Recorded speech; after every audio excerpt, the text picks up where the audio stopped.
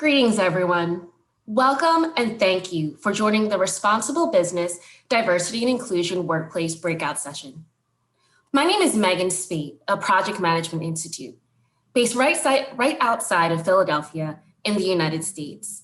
And I am thrilled to represent my organization as head of diversity, equity, and inclusion as I moderate this discussion today. In today's session, we're going to engage in a real-world discussion of DE&I with 4 distinguished business leaders from around the world. We'll share our different perspectives on DE&I, discuss the barriers we've encountered in implementing diversity and inclusion policies, and highlight successful DE&I strategies, ultimately the benefits of those strategies. Let me start by introducing our panel. First, we have Lisa Farrell, President of Culture and Inclusion of Wood Place, where she is leading cultural transformation, including developing and implementing an enterprise, inclusion and diversity strategy and framework. Welcome, Lisa. Hi, Megan. It's great to be here. Great to have you. Thank you. Next up, we have Demet Ikalar, CEO EMEA of Group M and country chair of WPP in Turkey. Demet is a passionate and outspoken advocate for diversity and inclusion, serving on WPP's Inclusion Council and the UN Global Compact Turkey Roundtable of CEOs, where she is a vice chairperson leading diversity and inclusiveness. Welcome, Demet. Thank you. It's great to be here. Thanks for having me. Happy to have you. Thank you. Next up, we have Sharmila Sherkar, Senior Vice President, Talent Management Head for the Americas business at Virtusa. Sharmila is responsible for managing all people, processes for the largest and high growth business of the company, with deep experience managing large organizational restructuring programs. Welcome, Sharmila. Thank you so much, Megan, and good day to everybody. And I'm really delighted to be here today. Thank you. Thank you, Sharmila. And last, but certainly not least, we have Blanca Trevino, President of CEO of SoftTech. In addition to her responsibility for SoftTech's global organization, Blanca has a deep insight into workplace issues through leadership roles on the Mexican Business Council, the Council of the Americas, and the Ibero-American Council for Productivity and Competitiveness. Welcome, Blanca. Thank you so much. I'm thrilled to be here and I'm looking forward to a very fun panel to share with all those amazing women. Thank you. Thank you, Megan. Thank you. So today's discussion could not be more timely. The events of the past year, not only in the United States, but in many other parts of the world, have underscored the importance of committing our organizations to diversity, equity, and inclusion. There's a strong business case to be made in favor of diversity and inclusion. More important, however, the DE&I principles and practices we establish in the workplace can have enormous influence on society more broadly. That's why we must all recommit ourselves to Principle 6 of the UN Global Compact, which calls on all businesses to uphold the elimination of discrimination with respect to employment and occupation, as well as goals 5, 8, and 10 of the Global Compact, which address gender equality, full and productive employment, and reduced inequality, respectively. Eliminating discrimination starts with each of us.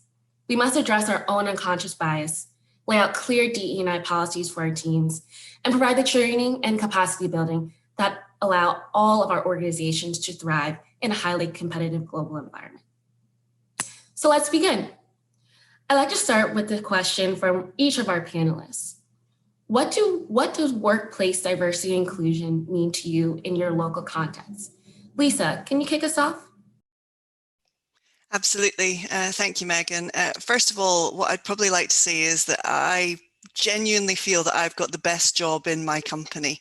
Leading inclusion and diversity and being able to be advocates for our employee base is a real privilege.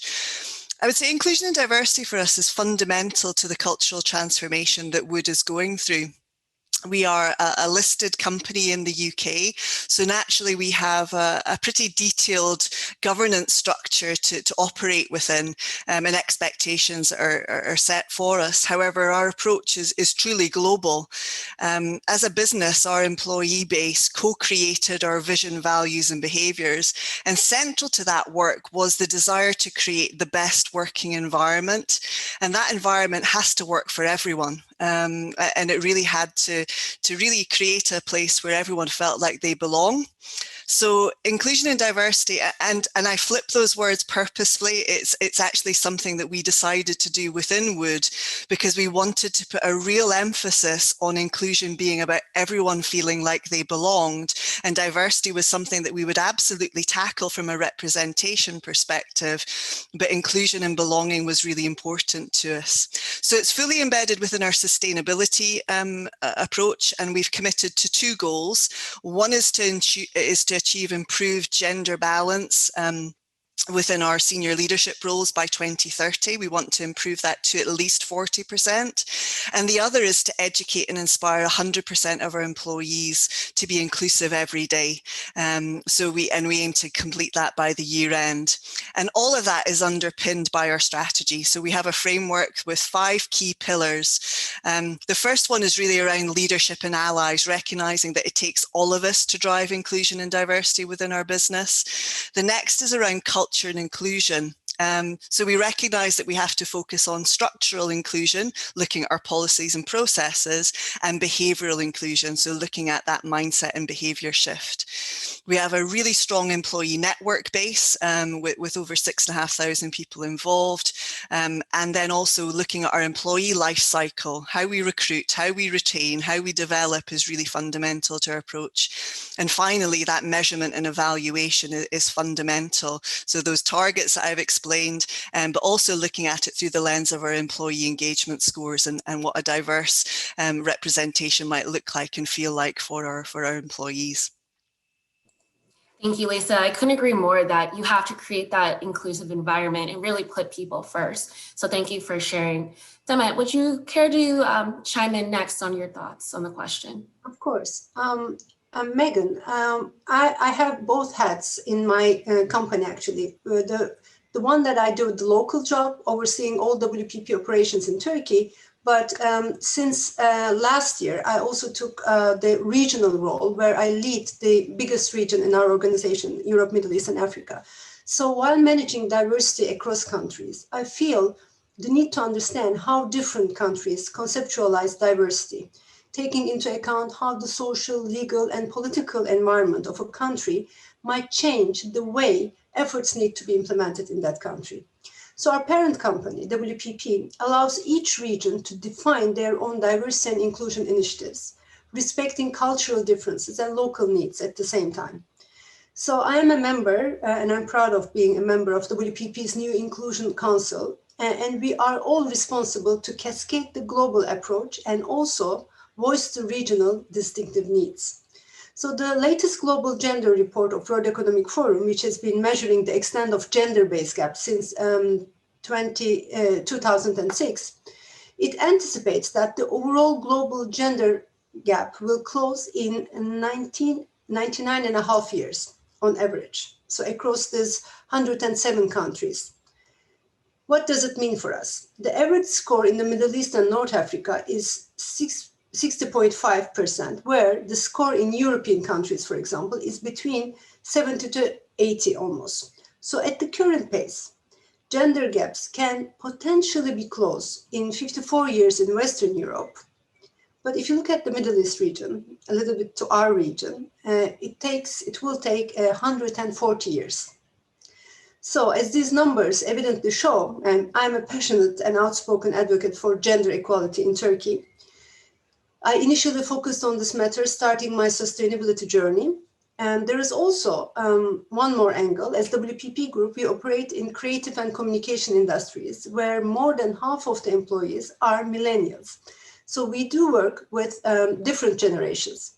And different generations define diversity and inclusion differently as well. So that's interesting. Younger generations tend to define diversity beyond demographic characteristics, viewing it more on the intellectual diversity and the assortment of experiences and viewpoints that everybody can bring.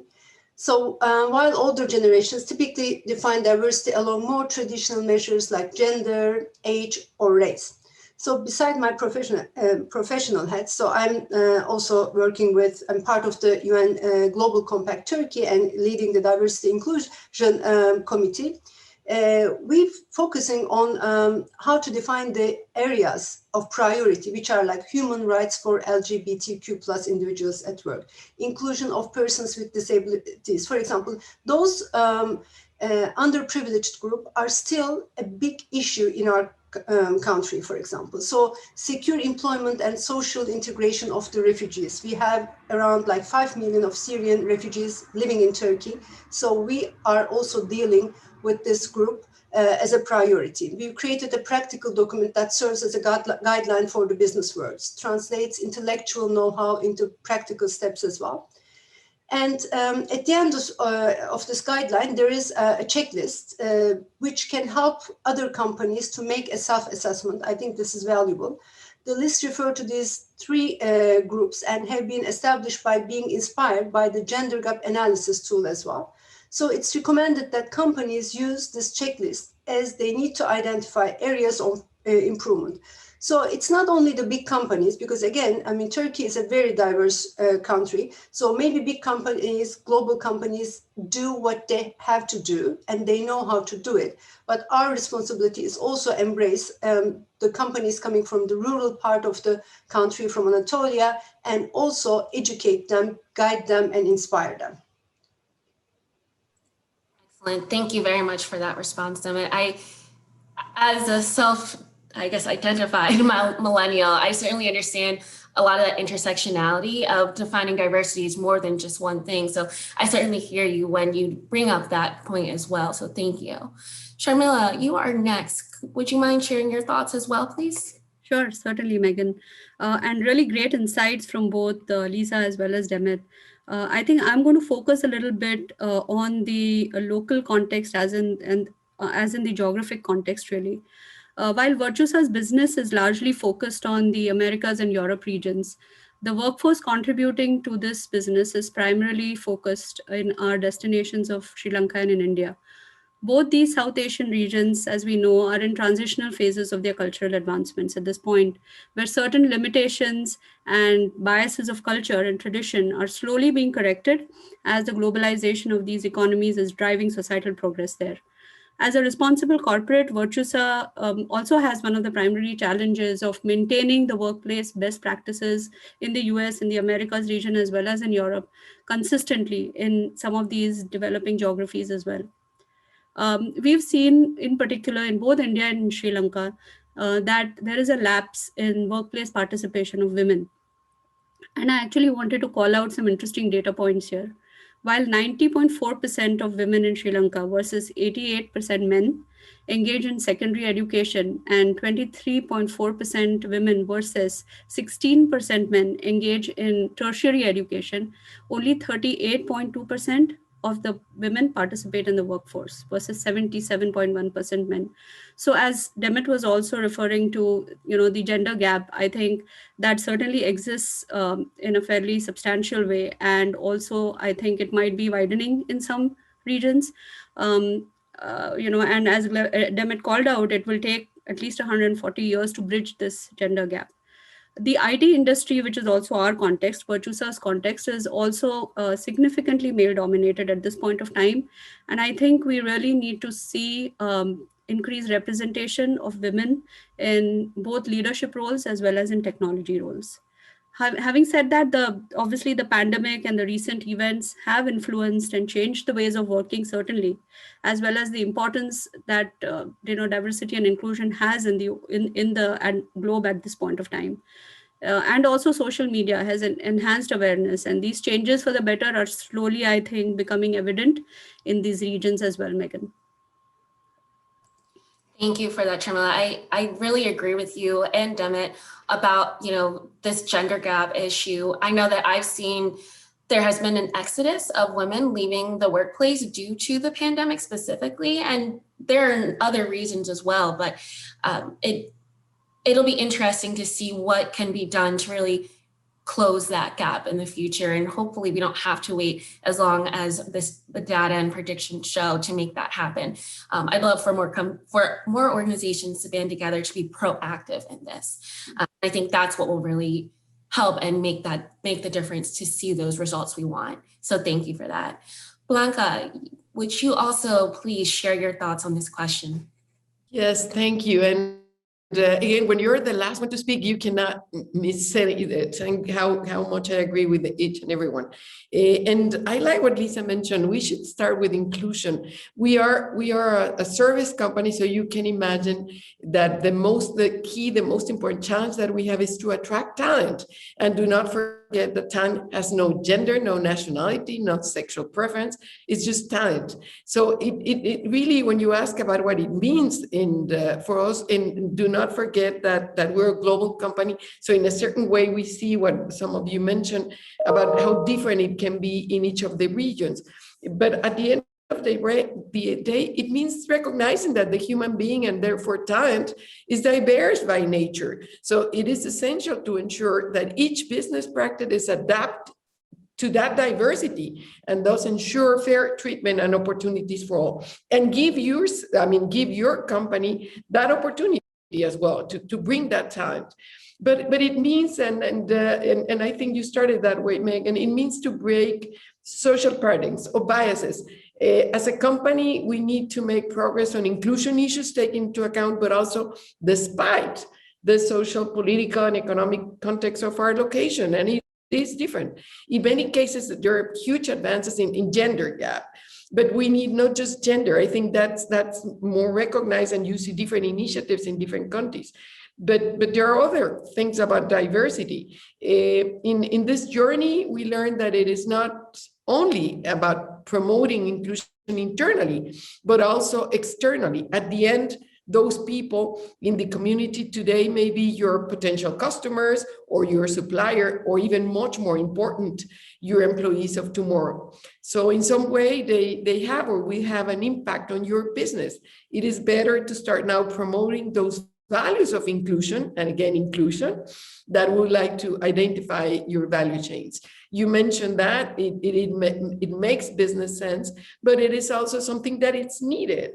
I truly believe, and I mentioned that the most important challenge that we have, and not meaning just our company, is to attract talent. In the past year, we have seen that. And again, not forget, talent has no gender, no sexual birth, no nationality. It's just talent. It's just human beings. Thank you. Thank you, Blanca. I certainly agree with the points that you made. And not only is it a good business case, it's a good, it looks good for the organization, but it's also just the right thing to do.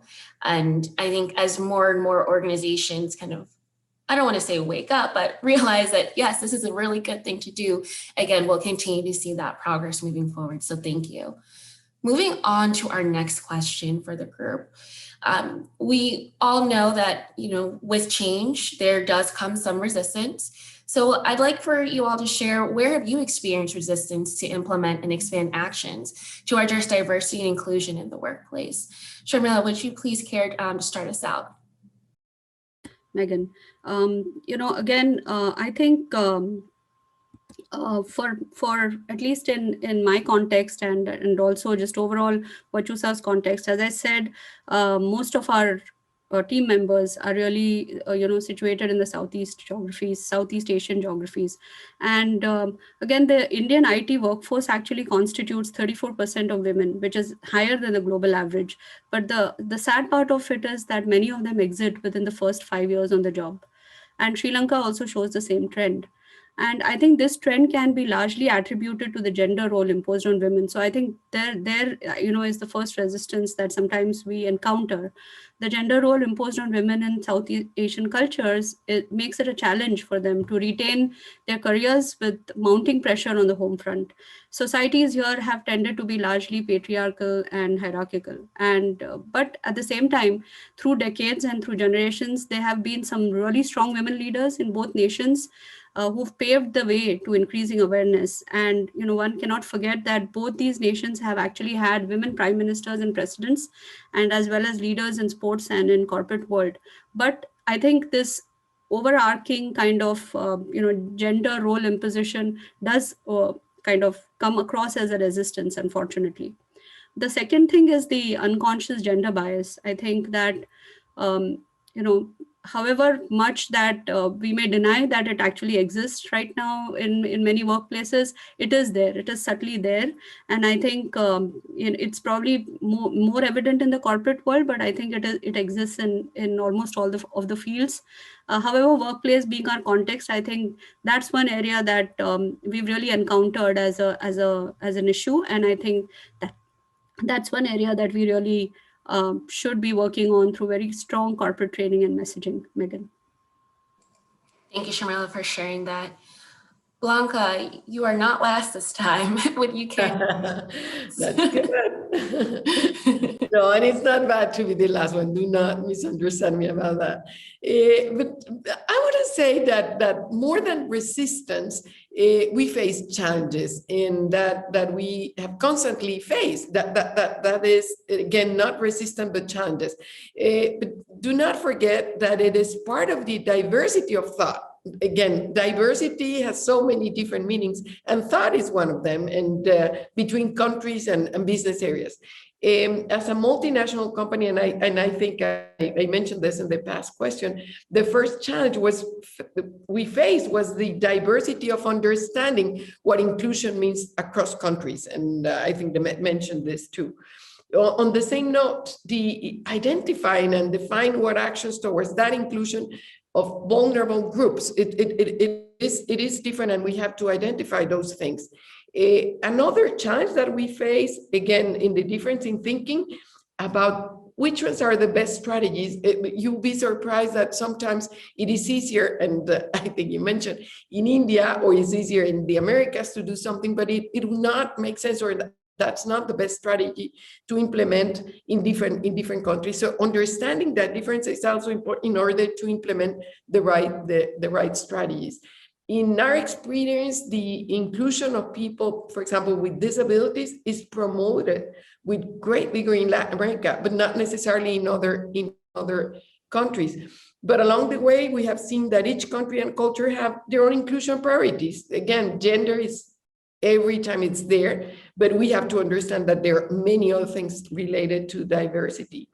And again, there is a challenge inside the company across departments. It's not across countries or cultures, even within our company. You know how finance people is. They try to encourage that this kind of initiative should generate tangible economic value. But then you have the guy who is responsible for social responsibility, and myself, highlighting that benefit reflected in the well-being of our people. And it should be even much more important than any, and at the end, again, it's a business case, but for the finance team, even within a company, they might question certain strategies and the reason to do that. But I think it will start with diversity of thought, understanding that and respecting that, understanding differences between countries and even within the company. Thank you, Blanca, for sharing. Lisa, would you also please share your thoughts? Definitely. You probably saw me smiling quite a lot with everything that Blanca was saying there. It really resonated for me. Working in an engineering consultancy firm, I have the same challenges, I think, in terms of, it has to be counted. You have to be able to track it before it means something. And that really resonated. I wouldn't say we've necessarily had resistance. We have got a board and an executive team who are fully committed to our approach to inclusion and diversity. I would say that our greatest challenge probably comes from the cultural change that we're going through, that opportunity to influence hearts and minds, I think, within the organization. As a people business, everything that we do is rooted in human behavior and the actions that we take. And I think the landscape with inclusion and diversity is so broad and complex that for some, that it's considered to be a bit of a minefield. And I think our biggest challenge is for people to recognize that we're not actually trying to create conflict between progressives and conservatives, or that, you know, that there are winners against losers. I think that people, we're trying to level the playing field, if you like, and understand more from one another. So my lived experience is just as valuable as your lived experience, and we can actually talk about that together. So I think that, you know, one of our challenges has been to consistently reinforce that we're not trying to change people's fundamental belief systems. We're trying to raise awareness. We're trying to educate. We're trying to help people just understand something that might just be a completely different viewpoint from them. And actually, it's okay for us to disagree with one another, because actually it's in that disagreement, it's in that space that we can actually start to learn a little bit more. And again, we might still walk away from a discussion still not agreeing with the other person. But I think by listening and learning from one another, you're starting to show that little bit more of understanding. And I think it's when we start to consider ourselves in someone else's shoes and we don't like how it feels, then we're more inclined to start to take action. So I think that resistance is more around the uncomfortableness that I think that people may have of engaging in the dialogue. But I've seen a huge amount of progress in Wood over the last 12 months. I think people feeling a little bit more comfortable to just have that conversation. Thank you, Lisa. And Demet, would you also please share your thoughts?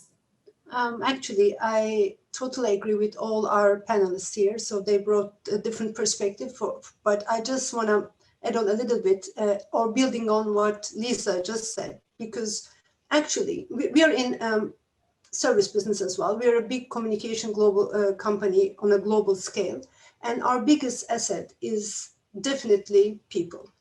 So actually in our workplace within WPP family, we do not encounter any obvious resistance, because we're so committed. So we're building this culture for a while now, and we're trying to embrace people, include people, but we still need to work on creating further awareness at all levels. So I think that's more about, you know, creating awareness, because what I've experienced myself in this sustainability journey, actually, you don't know what you don't know.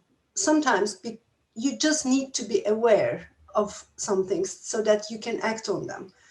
From time to time, I spot some exceptional indirect or unconscious discrimination.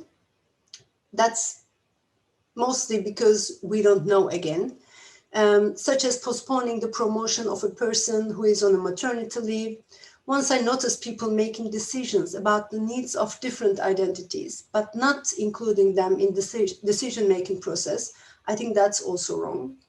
I also suspect some individuals with some disadvantages, sometimes they refrain from even applying to work with us. So as Blanca said, talent has no gender, no identity. Talent is talent, people are people, and they're the biggest asset for us. So we're trying to break these biases. We embed inclusion into our culture through projects and trainings, but also with people and measurable results. These obstacles I mentioned are mostly unconscious biases. So I believe they're easier to fight with by raising the levels of awareness. And besides, today's talent is more than ready for this positive change.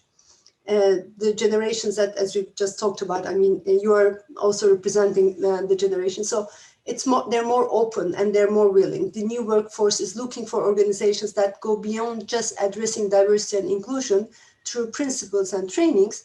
They want to work for the companies in which they feel and experience the inclusion in everyday interactions, Megan. I couldn't agree with you more, Demet, and all the points that were really expressed during this question. You know, we really have to remember, again, it all comes back to how are we taking care of our people, not just our current people that we have. How are we going to take care of those who are looking to come to our organization to work? Transitioning to our next question, and it was kind of, a few of you did kind of answer it just by nature in the previous one, but in regards to these resistances that we're currently experiencing, have experienced in the past, how have you overcome them? What are some of the successful initiatives or practices that your organization has identified concerning diversity and inclusion issues in your workplace? Sharmila, I'd like to start with you on this one. Certainly. Thank you, Megan. I think the most important thing at Virtusa that we have seen is what is important is really sponsorship from our executive team. And I think once that was established, I think the rest of it was a little easier because we had the backing and we had the support. So I think this has been critical for Virtusa to get serious about our diversity and inclusion approach. But then also involvement of team members across, different levels as well as different functions, because I think it is important that everybody there is some representation across levels and functions that comes together when we finally want to define what a diversity and inclusion approach is going to be. As Blanca said, as well as Lisa said, I think it is about talent. It is about what is the diversity in thought, how do we bring that together, how do we come to a common understanding.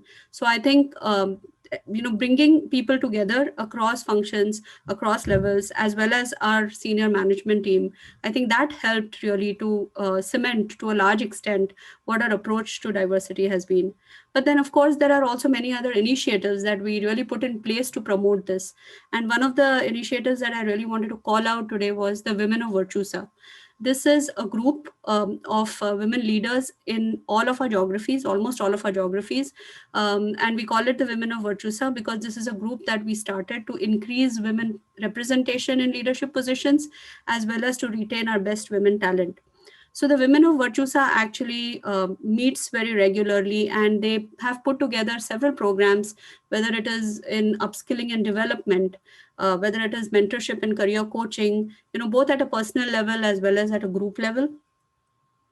Having programs focused for working mothers, as well as, running different awareness campaigns, and also campaigns and programs for health and mental well-being. This has resonated very well across, the 25,000 global employees that Virtusa has, and very, very well received. And there is a lot of participation, and it has helped us really promote our diversity agenda significantly. Besides that, I think focusing on just upskilling our team members and continuous learning, especially in an IT organization and IT industry where technology changes are very, very fast paced. I think that has certainly helped us gain a lot of momentum and made sure that we've had stickiness with our team members, both of course the men and the women, but we have certain programs that we've focused on for our women team members. At the industry level, we work with academia so that we have campus reach programs, so that we reach out to universities and help women candidates with their interest in Virtusa as an organization to come to and work with and increase opportunities for women in the IT sector per se. I think, but most importantly, it is the fair compensation and equal opportunity. I think in career growth, these are important policies in place that we have to ensure that the financial equation is balanced and women can contribute significantly to the economics of the family. So right now our diversity program is starting off. It is new, and we are more focused right now on the gender diversity, but we do have plans to increase the scope, and that's something that we plan to do going forward.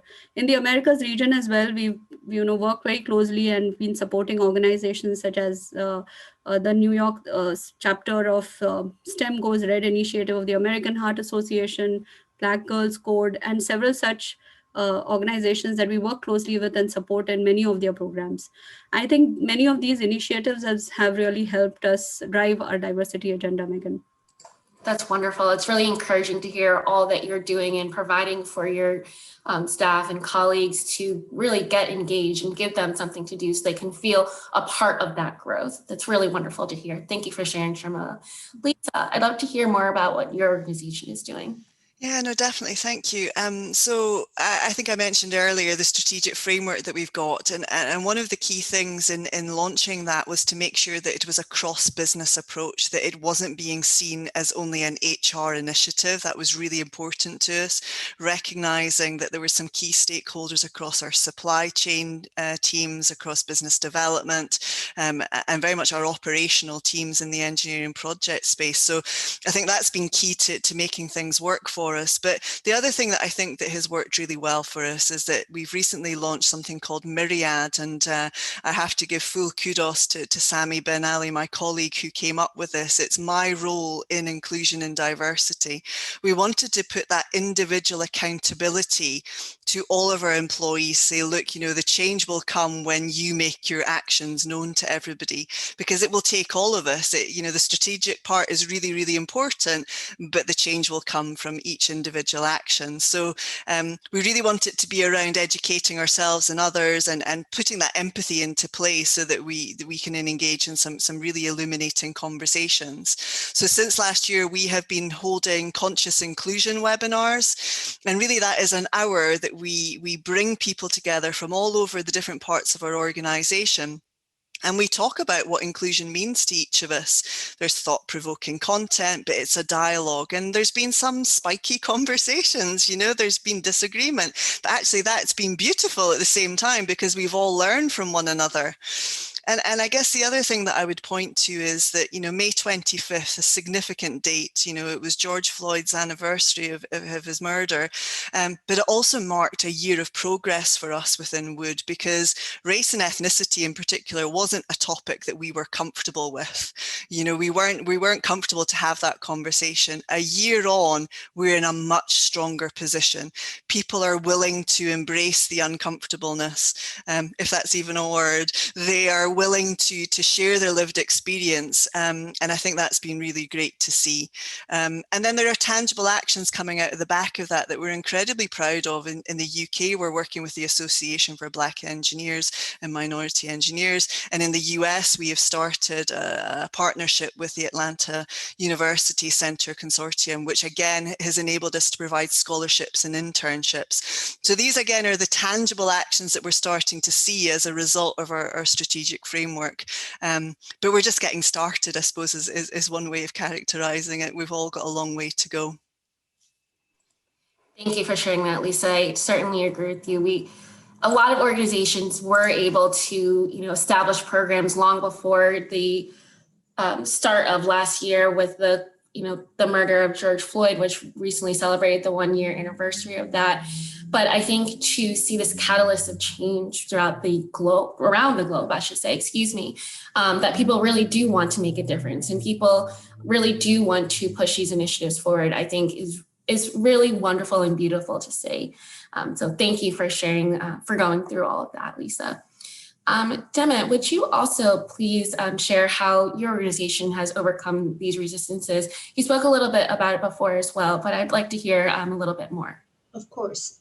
Thanks, Megan. Actually, I'd like to mention about the murder of George Floyd as well, because I mean, that has a very significant kind of an impact on my own journey. Because I know the senior leaders can, of course, have a great impact on fostering an inclusive culture, not only by sponsoring the D&I-based decisions, initiatives, and following the result, but especially being a role model is very important, who continuously grow on this matter. Learning is a never-ending process, which is also an antidote to the biases and implicit wrongdoings as well. This is what I think. So I have believed that my understanding and awareness on diversity and inclusion was fairly good because of the involvement that I had throughout those years. But until last year, when I encountered immense struggles in the other parts of the world because of my global role. So as we all mentioned, just after the murder of George Floyd, and when the Black Lives Matter movement was reactivated, I realized that I did not know enough on that matter myself. Although I believed I did, but that was not the case. Actually, like most of corporates, we just know, I mean, if you're not based in a market, in a country where Black communities are also, being significantly part of the society, you only know very superficial. The galvanizing effect of Mr. Floyd's murder created discussions on how racism is embedded in the policies of public and private institutions. Some Black business leaders from our company, they've spoken about their own experiences with racism, with some calling out of the business world for doing far too little over the years, and dozens of brands made commitments to diversify their workforces, including our company, WPP. So then I've started, learning more. So I'm now currently a mentee in the EMEA region. So I have a mentor, Brenda, actually. She's a Black woman working in our company in the finance department, and she's mentoring me. So we kind of, took this structure as an official mentorship program, and we called it the Bridge. This program aims to facilitate an open dialogue between leadership and Black, Asian, and mixed heritage individuals within our companies. It's creating a safe space for senior management to have an avenue to discover the challenges that ethnic minorities are facing in the workplace. So I've been learning a lot. My journey with Brenda and the program is going really well, because when she said in one of our conversations, she said, I start the race behind the others. When you keep me equal with everyone, you actually keep holding me back. So I never forget that. So this really made me think a lot. And I have been reading books and attending trainings where I can find answers to questions such as how to overcome difficult conversation about racism. So that was very important, because we didn't have those conversations, as also Lisa just mentioned. We started having, so how do we overcome the difficulties that we have there? So that's a journey. And that's not going to end, because there will be always more to find out for ourselves as leaders. Megan. Thank you very much for sharing that, Dana. And it was really great to hear all the different things that your organization is doing, and especially the mentorship program. I think that's fantastic. Blanca, would you also please share how your organization is overcoming some of these resistances? Sure. And again, I have to agree with everyone. So let me focus on certain things that I believe are important. And the first one, I think someone mentioned, it is awareness, to create that awareness, because I truly, truly believe that no one disagrees with how important diversity and inclusion is. But sometimes it's just a bias that they don't notice that they're doing this. So first, it's really creating that awareness, because I see that there's no disagreement there. Because and probably one thing that helped us in creating that awareness, it's really a combination between conversation and negotiations, because we do share a common goal. We do understand as an organization, we have a common goal. And if we have that, then it is easier to get to a certain agreement in a certain way. As the CEO of a company, also you have to be aligned of what you're preaching. They have to see how involved you're in this. Otherwise, they think that it's just an area that is taking care of that. But it is important that they understand that it is part of our culture. And as a CEO, you're promoting this. Nonetheless, we do have an area that it's focused on that, because we want to keep track on how we're doing. And again, it's not just the diversity as focusing on gender, because that we do have that council, but we also have different committees, and each committee is focused on certain areas of that diversity. But our Softekians, as we call them, they see that this is part of our culture. And in every different event and things that happen, we talk about this freely, and we wanted to create that awareness. Someone mentioned about millennials, and it is true. We are a tech company, so most of the people that work for us, it's probably no more than 40 years. It's easier for them to embrace this kind of initiatives. They grew that way. They understanding, and they don't see any kind of difference. With this, I don't want to say that there are no challenges there, but at the end, it is easier. It is easier for them to see that and to agree that this is something that we have to do if we want to, going back to what I answered before, going back to being able to attract the talent that is needed. And that talent, it is incredible. It's amazing. And again, they become part of those conversations, and they are the best example of how important this is. But initiatives, I truly believe that again, it's as the CEO involvement in this, but also you have to keep track. Don't just wish that this is happening. Keeping track and promote. I mean, the council does that, and they propose different initiatives depending on the different countries and different strategies sometimes, and that really helps because committees are very focused on certain things. I'm also very proud that I'm not just a mentee but a mentor, because I chair in different organizations those kind of initiatives, and it is incredible when you share like we're doing today. You learn, like Demet mentioned, you learn, and you can bring that also to your company and encourage other companies to do the same. Beautifully said, Blanca. Thank you very much for sharing. And again, thank you to everyone who has participated today. Thank you, Lisa, Demet, Sharmila, Blanca. Thank you so much for your time. And more importantly, for sharing your knowledge and expertise as we work to eliminate discrimination and advance diversity, equity, and inclusion in the workplace. I think a piece of advice I know that I would like to share, in addition to some of what you all have shared with your experiences with your program, is when you're first starting out a DE&I program, I suggest having lots of patience. One thing that I learned in this journey is that DE&I is ever evolving, and you are constantly going to have to look at things from a different angle. But because of that, you need to continue to have patience and have an open mind with this. So as we continue to move forward to do so, just keep those things in mind. I'd also like to thank everyone who has joined today for this engaging conversation. I think I can speak for all of us as we look forward to continue seeing this work progress as we work toward all of our goals. And again, just want to reiterate that this starts with us personally. Each individual, we all have to contribute to really see the results that we want to see. So thank you all again, and have a great rest of your day. Thank you. Thank you very much. It has been a great learning experience, this discussions. I really appreciate all of the inputs as well. Thank you. Thank Thanks. you. Thank you.